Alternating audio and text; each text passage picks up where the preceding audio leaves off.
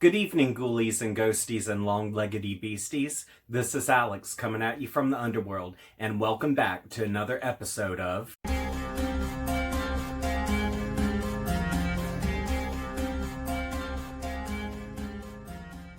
The Wendigo has been one of my favorite creatures ever since I was a kid. And the reason why I say this is because it was around this time when my mom had bought me the book Scary Stories to Tell in the Dark. And of course, one of the stories in that book is the Wendigo.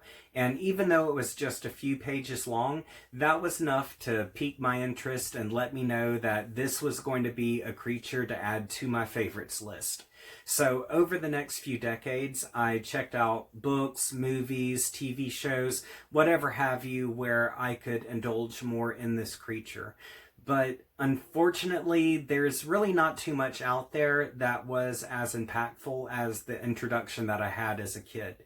That was until a few years ago when I decided to start researching turn-of-the-century authors, and I came across Algernon Blackwood's The Wendigo. And I did not like to read a synopsis to anything at that time. And this regarded books, movies, whatever. I just wanted to go into it blindly to be as surprised as I possibly could. And so I had the author name, book title, and that was enough for me to download onto my device so I could listen to it on my upcoming commute to see my boyfriend, who is now my fiance, of course. And so at this time of year, it was December, it was really cold and rainy that night, and I had picked this time to listen to the Wendigo because the commute from my place to his place was a good 2.5 hour drive, and the audiobook was just a little under 2.5 hours. So without any context, I began my trip, which was at sunset, and as I began driving, I discovered that this was the source material that inspired the short story and Scary Stories to Tell in the Dark. So I knew I was in for a treat, but also at the same time, let me paint a little bit more of a picture here for you. I'm the kind of person who enjoys being scared. And as I said, it's December, it's a cold, rainy night, and the stretch that I normally take to go to see him was as desolate as what it always is. And to give you a good idea or an estimate of how many cars I would pass here, it would be maybe about 2 or 3 cars every 30 minutes or so that I would pass on this stretch. So for a good 2.5 hours, middle of nowhere, cold, dark, December night, listening to this crap. And it's creeped me out so bad. And I think that's why I'm always going to have this fond memory of this story, because I love just the whole feeling of returning to that childlike wonder and fear. And as far-fetched as what the story is, it's something that feels tangible enough to bring me back to that nostalgic time. And it was just something where once I started it, I was in this position the whole time, just gripping the steering wheel, hunched over, and just wide-eyed as could be, not only for my own safety, but because the story was just that, it was that intense and invested me that much.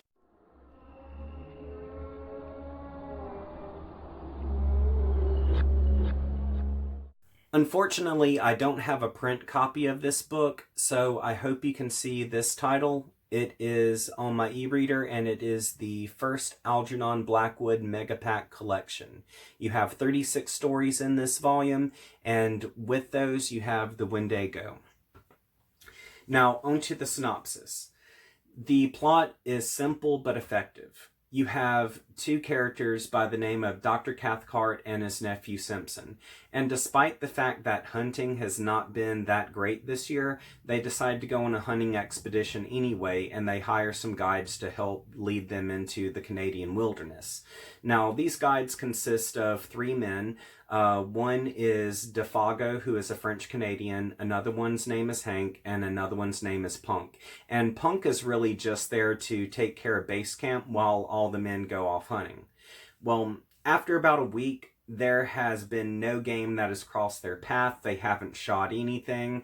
And so the guys that have hired the guides, they're kind of getting a little teed off, but they're not being jerks about it. So they ask is there something wrong with the land? Is that why we're not seeing anything? And truth be it, by mannerism and just how it's shrugged off, you get the indication that the guides know that there's something wrong, but they're just not saying it because they might want that money. So the uncle and his nephew, they ask if they can split up and migrate elsewhere. That way they'll have a better chance of hunting moose, which is the animal they're hunting for. And so you have Hank and Dr. Cathcart who go west, and you have Defago and Simpson who go northeast by canoe for about 12 miles. And they get to an area that's called 50 Water Lake. And pretty much in this area, it's this beautiful, pristine land that seems like it's virgin territory, but nearby is just this burnt, decrepit nightmare land that looks like it's just been singed down to smithereens. And despite the fact that this just seems like it's a bad juju area, they end up pitching camp anyway, and everything's all right for a while. You have the men who are fishing, they're eating their fish, and then they're sitting and just having a good time at the campfire, telling jokes and stories, and then night falls. And when that happens, they go to bed, but they're disturbed in the middle of their sleep by something that has been stalking them. And it's been calling out for the last little bit for Defago. And it isn't until it's too late that these men realize they are in the wrong place at the wrong time.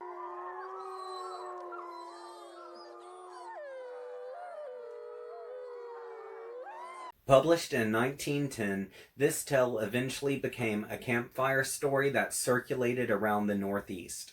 Aside from it being inspired by the Algonquin legend of the Wendigo, Blackwood wrote this classic after having some strange experiences when hunting in the Canadian wilderness. Such as the Sasquatch having his own stomping grounds, supposedly this frostbitten monster has been sighted before in cold-weathered areas, such as the northeastern states and especially Canada.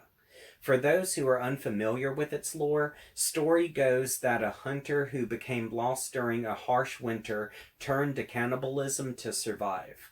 But by tasting human flesh, which is considered the ultimate taboo, he transformed into a monster. While this might sound like nothing more than a scary campfire story, the legend of the Wendigo has been taken seriously by quite a few, where in the turn of the 20th century, many Algonquin persons blamed unsolved disappearances on the Wendigo. Fun facts, and a few not so fun facts. It seems that as I was researching the Wendigo, there was quite a few different cases that popped up where persons had participated in cannibalism and said that they had been possessed by a Wendigo. Yeah. The most disturbing case I read about regarded a man of Cree descent named Swift Runner. In the late 1800s, Swift Runner had married into a family of 6, and he had a strong reputation for guiding mounted police and trading with the Hudson's Bay Company. Not to mention he had a dignified Cree education. But during the winter of 1878 through 1879, after suffering from starvation and deplorable conditions, he murdered his wife and their children, then consumed their corpses to survive. When captured, he claimed he was possessed by a Wendigo. Regardless of possession or not, he was hung in 1879.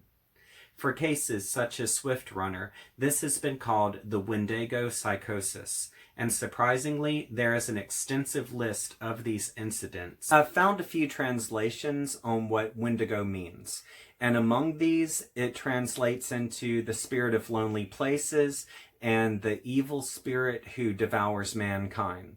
Now, there's also Algernon Blackwood's description of the spirit, which he says the Wendigo is literally the personification of the call of the wild. Now, with these aside, the Wendigo is also seen as a spirit that is the personification of winter. But there's also kind of a fable to the creature as well, and a metaphor, because some believe that the Wendigo stands as a symbol that shows the downfalls of greed. Now, with everything spoken about, such as the facts, those that were pleasant and not so pleasant, it is time to move on to the spoiler section of this video. Now, of course, if you've seen my other videos, you know what to do, but for those who are just viewing me for the first time, there is going to be a timestamp located in the comments section of this video. I'm going to have it pinned at the top of the comments, so it's for easy access. Now, with the spoiler section, what I'm going to do is I'm going to rant about some of my favorite scenes and characters, and these will include spoilers. So if you want to avoid this, scroll down to the comments section, click on the timestamp that I have provided, and it will redirect you to the thoughts chapter of this video. You only have 17 seconds to do this, so ready, set, go.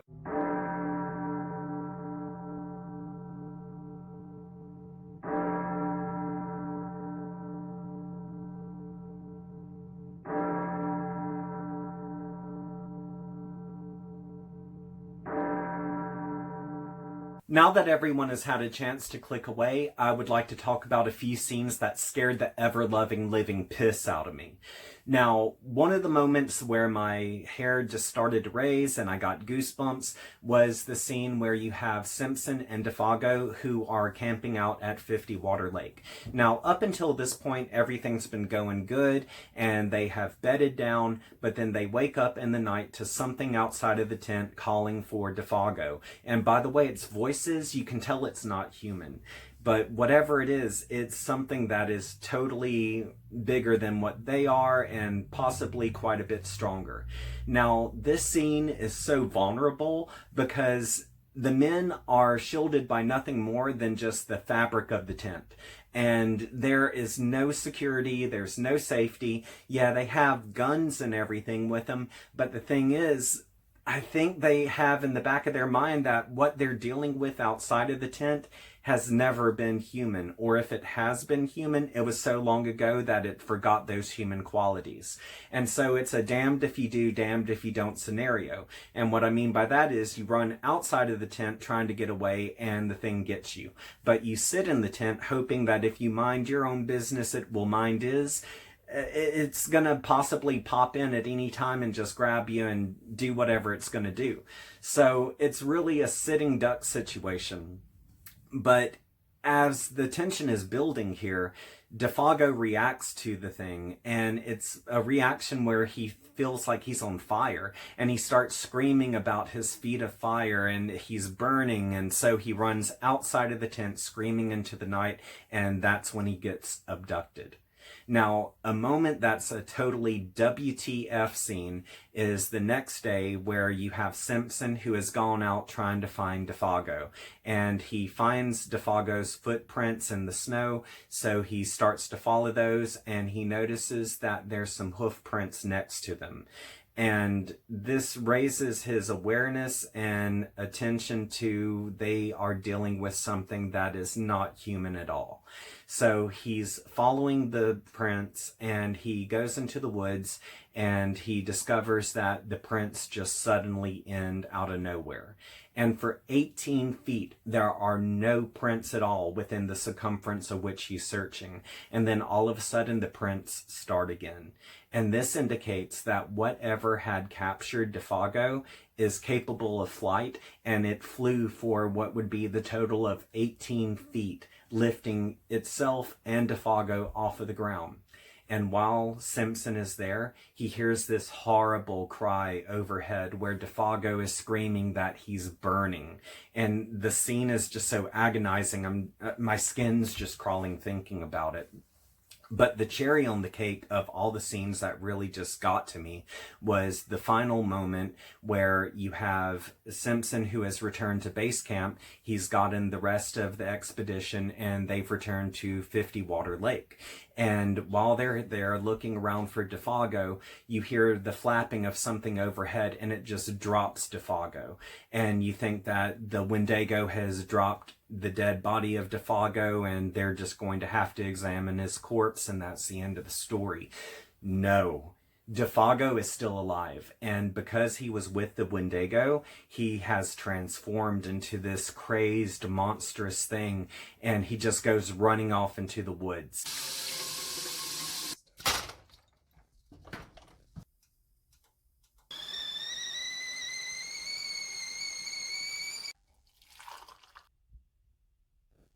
I want to begin my rant with Defago. Now, I understand times are hard and times are tough, and you want to use your profession to get some old rich crackers out into the woods so they can bag them a moose, but it ain't worth the money. And I say this because the thing is, at the beginning, when they're at base camp, you have the doctor and his nephew who are like, something don't seem right here. There's nothing to shoot. I wonder why that is. Is there something wrong with the land? And even though Defago and Hank and Punk, they've all kind of displayed some body language here that indicates that they're uncomfortable with the area, they're all like, I don't know. It seems fine to me. I mean, you know. All right. You have a gut instinct for a reason, people. If you are in a place that is making you have some iffy body language or making you doubt that you should be there to start with, there's a reason why you have that intuition. It's called think for your own good and get the hell out of somewhere. That's what that is. That is God coming from heaven saying, hey dude, you're about to get screwed. But they didn't want to listen to reason. So, anyway, I don't really fault them, but at the same time I do. I understand they need the money. I understand this is a hard time and stuff. But still, you're not only putting yourself at risk, you're putting other people at risk. Other people being the doctor and his nephew. Now, they have no idea what the hell to expect out here. They don't even know about the legend of the Wendigo. But the thing is, after all hell breaks loose and shit hits the fan, you got Simpson who goes back to base camp, and then Punk's like, oh yeah, the Wendigo got Defago. And, you know, it's like, really? You knew all this time. And so Punk's another one where it's like if he would have just opened his damn mouth when the other two guys were too afraid to do so, maybe this could have been avoided. Or who knows, maybe the old rich people would have just laughed at the idea of some spirit of the forest until they got. Now, I don't really think that I could blame Simpson or his uncle. The reason why I say this is because even though they're like, hey, let's split up and go other places and stuff, they were completely oblivious to the folklore of the forest, and they had no idea that anything like this could happen. The worst in their mind is thinking that they might have gotten attacked by an animal or something where they could have just shot it and been done with it and still lived to see another day. They had no clue they were up against some supernatural forces. So the thing is, I don't fault them at all. But I do think that they should have also listened to their gut instinct and paid a little bit more attention to the body language of those who they were with. Because, again, if you have got to ask if something is wrong with an area, good chances there's something wrong with the area and you need to get the hell out. This is a brooding book that makes a walk in the woods feel like you're getting trapped inside of a haunted house. Now, the first thing you need to realize is this is an atmospheric horror book. And with atmospheric horror books, these are pieces of work where the author takes the scene in which the plot is set and treats it no differently than he would his creature or the villain. So go in and get that into your mind that this is going to be something that is painted very darkly. Now, the book is not explicit or gory in any sense, but Blackwood does present some subjects that are fairly creepy, and he does this in a way where he uses a minimum of description, and his sentence structure is to the point where it allows an openness. He's given an inch, and your mind is taking a mile. That's what he's doing. Now, with his writing style, it is very poetic. And for a lot of people, they're going to feel like maybe this is not suitable for a horror novel. Now, the thing is, this was written in 1910, and so literature during that time was completely different than literature that we have today. And what I mean by that is it was just told with different verbiage and poise, and the best way that I could compare this is it has the same tone that maybe The Monkey's Paw or A Rose for Emily might have had. So it's what you could expect in maybe high school literature. But I think that as far as young adults reading this, they could read it, but I don't think they would like it because of the tongue that it's told in. They're used to a contemporary tongue. And so with this being the old school verbiage, I think that they would just feel like they're stuck in another literature lesson at school. But if you are a person who is in school, you do enjoy that kind of literature, especially dark literature, then this is going to be up your alley. Now, as far as adults go, if you've never read horror before, I would not start out with a turn-of-the-century author such as Blackwood.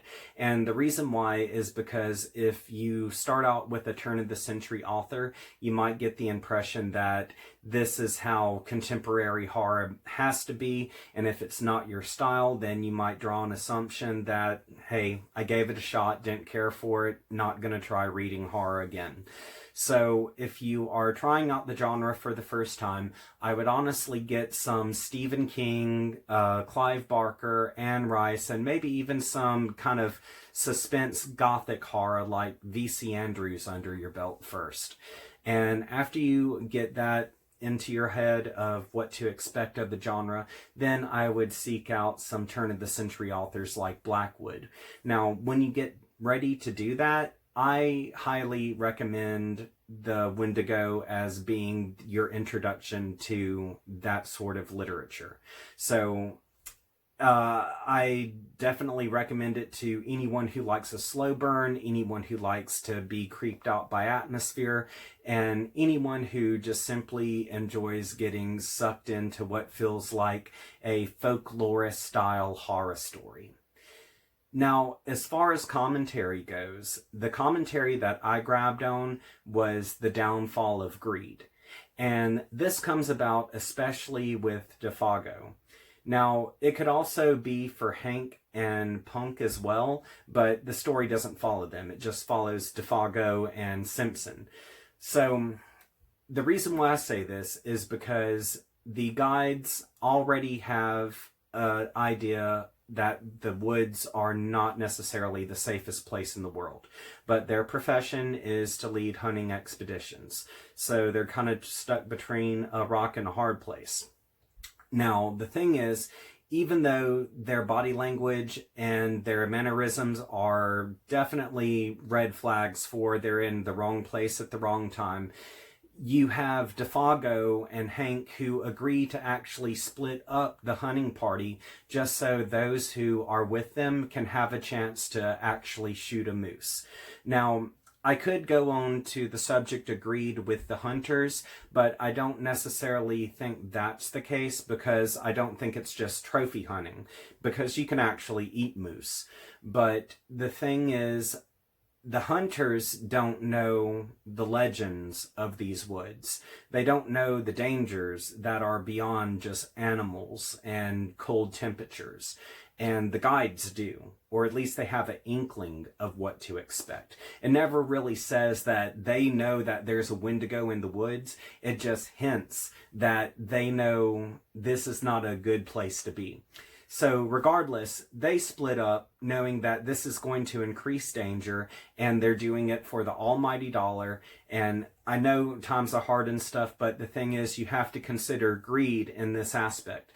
They are putting themselves at risk, and they're putting the people who have hired them at risk, and it's all for money. Now, I think under this circumstance, the Wendigo is a subject that represents the downfall of greedy persons. And if we are looking at the story from this aspect, then it makes sense that the Wendigo would take Defago versus Simpson, or if the story had followed Hank and the Doctor, it would have taken Hank rather than the Doctor. And reason being, these people know full well what could happen, and they go about it anyway. So this could be nothing but the metaphor of what happens when you put your life at risk for money. Is it Wendigo or Wendigo? Is it like potato or potato? What have I been saying this whole time? Have I been flip-flopping between the way I say that word? Carrie, you know damn well what I was doing. Why didn't you say something? You know I got my reputation to look out for. This is some...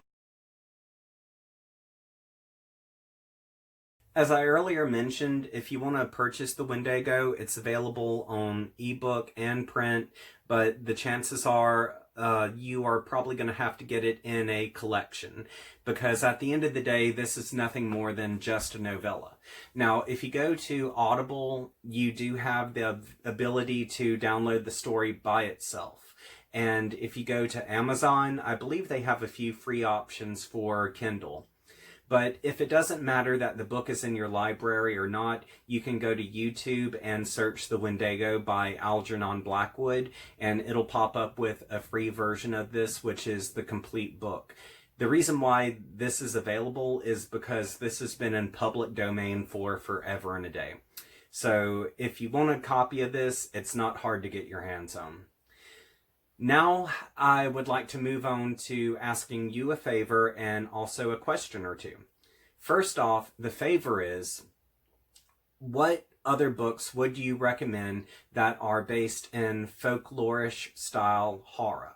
And these are books that I would really like to have an urban legend tied to, or a mythical creature tied to. And this is something that is rich in history, such as the Wendigo, for example. But also, it doesn't have to be that subject of creature or mythology, because the thing is, I like the folklore vibe of horror, such as The Wicker Man or Midsummer.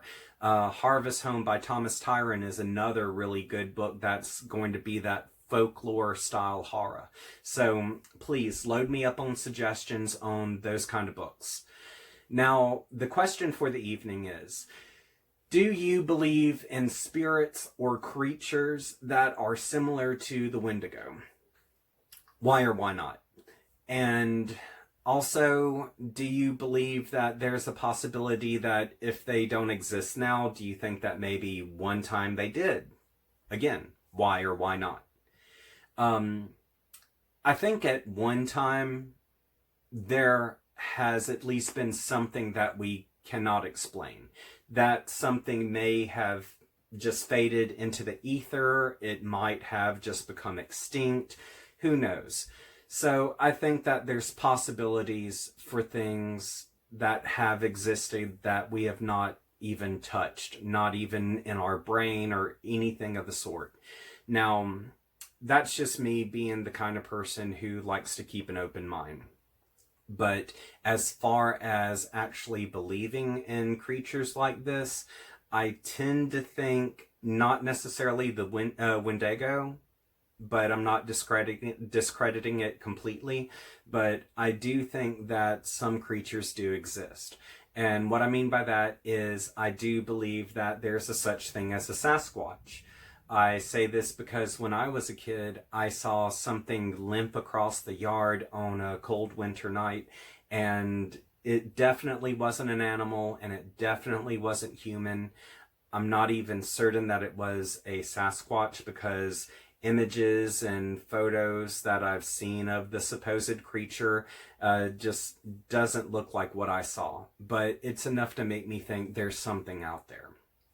I hope I never see it again, and truth be it, I hope one day I discover that it was just my imagination, but until then, that's where I stand. Before I head out, I would like to give a special thanks to Alicia Graves and Joseph Baylott. The reason why is because they have been contributing to my Patreon page, and that's been helping out with advertising, and also I just really appreciate them doing that, because it's not necessary.